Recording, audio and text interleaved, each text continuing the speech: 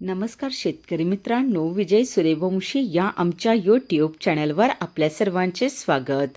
आज आपण कृषी उत्पन्न बाजार समिती संगमनेर येथील कांदा बाजारभाव पाहणार आहोत.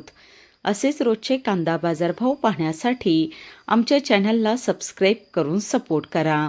संगमनेर येथे उन्हाळी कांद्याची आवक 5,400 क्विंटलची झाली होती.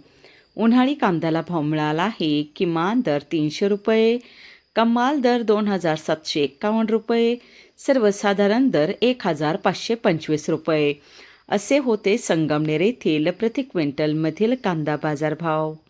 उन्हाळी कांद्याची आवक 5,400 क्विंटलची झाली होती.